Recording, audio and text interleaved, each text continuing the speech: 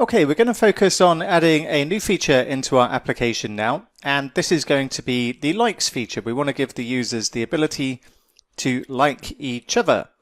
And the goal of this, if we take a look at our entities and our app user, then effectively what we're going to say here is an app user can like another app user, and they can like many other users and be liked by many other users, and that means creating a relationship between, effectively a many-to-many self-referencing relationship between our app users, and that's what we're going to implement. Now, since Entity Framework, I'm going to say 6, then we've had the ability to create, by convention, many-to-many relationships. And what technically it is possible to do, I'm actually going to remove this comment because we're not going to use that in here.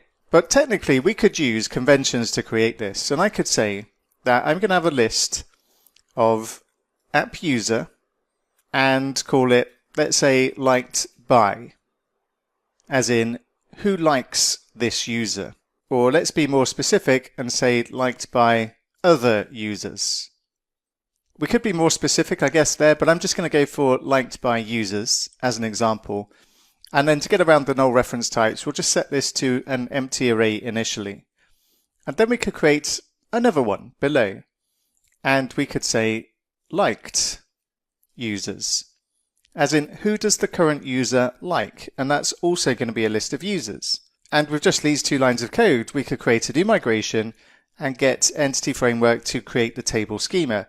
And just as an example, let's see what this does do for us. And I'm just going to stop the API service. And please do that yourself as well, because you do not want to apply these changes to the database, because what I'm going to demonstrate now, we're going to remove. Anyway, let's see what it does give us. So I'm going to say .NET EF migrations add and say user likes added and press return. And that took longer than normal, but eventually it did do its job and it created a new migration. And if we go to our data folder, into the migrations and check the new migration and see what this does for us, then this is one of my first complaints. And sure, technically we can work around this. It creates a table called app user for the 2 sides of the relation. And then we've got our liked by users ID, liked users ID as the 2 columns inside here. Again, I can live with that as well at a push. And then we've got our table constraints. And we've got our foreign key going to the app user underscore users, liked by users ID on this case.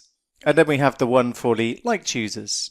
And technically this will do its job, but I do have a couple of issues with this because I'd like to query list table directly. And we don't have anything inside our data context that's going to allow us to do that, because currently all we've got is a DB set for app user. So that's one issue. Another issue that I have with Entity Framework creating this by convention is the table name. And in order to give this particular table a name, then we need to add just about as much configuration as we would need to do anyway with the approach I am going to demonstrate using, but with a lot less control. So yes, I want to say technically Entity Framework can do this by convention, but it's not ideal. And I want the ideal of how we're going to do this. So I just want to demonstrate that, sure, that's possible, but it's not necessarily the way you would want to do it always. So let's go ahead and remove that migration. And I'm just going to say .NET EF migrations remove to take that one away. And once that has been removed, let's go and take a look at a slightly different approach we can use. And the slightly different approach is inside our entities folder, we're going to create effectively the join table manually ourselves that Entity Framework did create for us that was called app user. That's like a join table between our app user many-to-many relationships. We'll add a new file. I'm inside Solution Explorer, so I get the list of options. I'll select class and I'm going to call it user like and press return. And inside here we'll give our entity some properties. Now we're not going to create a property with an ID. We're going to use a combination of the 2 users' IDs as the primary key. So we'll say prop and app user, and we're going to say source user, and we'll give this an initial value of null and we'll use the same trick we used before with the null forgiving operator, the exclamation mark, to take away the warnings since we're using nullable reference types. And then we'll have another prop that's an int for the source user ID. We'll have another prop for the app user, and this is the target user ID. And again, we'll set this to null with the exclamation mark, and then we'll have a prop that's an int of the, and that one should be target user ID. This one should be target user, and this one should be target user ID. So this is our join entity. And another advantage of this is we can give these things labels that make sense to us. So inside our table, we'll have a source user, the user that's doing the liking, and the target user is the one that's receiving the like. And that makes a bit more sense in my head when we do it this way, rather than entity framework conventions. Then we need to go back to our AppUser.cs, and we're going to swap the app user here for user like, and do the same here as well. Now I'll keep the property names the same. Maybe you want to use different, more clear names, but this one's okay for me. This is the list of users that the current user has liked, and this is the list of users the current user is liked by. Now I've got that clear in my head, so I'm okay with it, but maybe you'd like to change that to a more specific name. This is your chance to do so if you would. But I'm going to go for this. And then we can update our data context. And inside here, we can configure our entity. So we'll say dbset, prop dbset, and say user like. And then we can call our table effectively likes.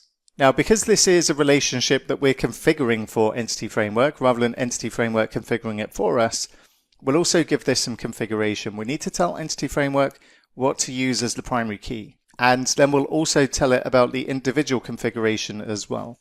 So we can override Entity Framework conventions with configuration, and we could do this a few different ways. But the way that we're going to take a look at it, we're going to use override, and we're going to use the onModelCreating override method. So if you just type in override, press return, then you'll get a list of options, and this is the one that we're effectively going to override here, the onModelCreating. When we create our migration, then it takes a look in this configuration. So we'll keep the base onModelCreating, and below this we'll configure it. So we'll specify builder, and let's change this to builder because that's what I typically use for this, and change this one for builder as well. And then below this we'll say builder and entity, and we're going to specify user like, and then inside here we can specify has key, and our key is going to be made up of the two user IDs. So we'll say k goes to, and we'll specify new, and in curly brackets we'll say k.sourceUserID and k.targetUserID. And then below this we'll configure the two sides of our relationship. So we'll say builder.entity, again the user like, and we're going to say has one, and we'll say s goes to s.sourceUser, and then we'll say with many, and L goes to L.liked users, and then we'll say has foreign key, and we'll say S goes to S.sourceUserID, and then we can specify the onDelete behavior, and we'll say delete behavior cascade. And then we can effectively just copy this and do the other side of the relationship as well.